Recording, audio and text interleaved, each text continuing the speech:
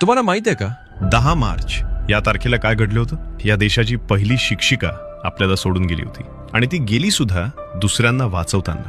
1848चा काळ होता. त्या काळात मुलींनी शाळेत जाणं म्हणजे पाप समजलं जायचं. पण एका 17 वर्षाच्या मुलीने ठरवलं, हे पाप असेल तर मी हे पाप करणारच.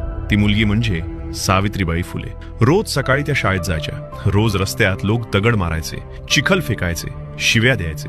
म्हणून त्या काय करायच्या, एक जास्तीची साडी सोबत न्यायच्या. शाळेत पोहोचल्यावर साडी बदलायच्या आणि शिकवायला बसायच्या. कारण त्यांना माहित होतं, आज जे दगड मारतायत त्यांचीच मुलं उद्या या वर्गात बसतील. वर्ष होतं 1897. पुण्यात प्लेगची साथ पसरली होती. लोक घाबरून घरात लपले होते. पण सावित्रीबाई रस्त्यावर होत्या. 66 वर्षाच्या वयात त्या स्वतः आजारी माणसांना खांद्यावर घेऊन दवाखान्यात नेत होत्या. एक दिवस त्यांनी एका प्लेगग्रस्त मुलाला उचललं, त्याला वाचवलं. पण त्या स्वतः मात्र त्या प्लेगच्या विळख्यात सापडल्या. 10 मार्च 1897ला सावित्रीबाई फुले हे जग सोडून गेल्या. एका आईसारखं जगल्या, एका योद्ध्यासारखं लढल्या आणि एका संतासारखं गेल्या. आज जर कोणती मुलगी शाळेत जाते, आज जर कोणती महिला आपला आवाज उठवू शकते, आज जर या देशात स्त्री शिक्षणाची चर्चा होते, तर त्यामागे एका महिलेचं बलिदान आहे, जिने कधी हार मानली नाही, जिने स्वतःसाठी नाही तर सगळ्यांसाठी जगली. सावित्रीबाई फुलेंना माझा कोटी कोटी प्रणाम.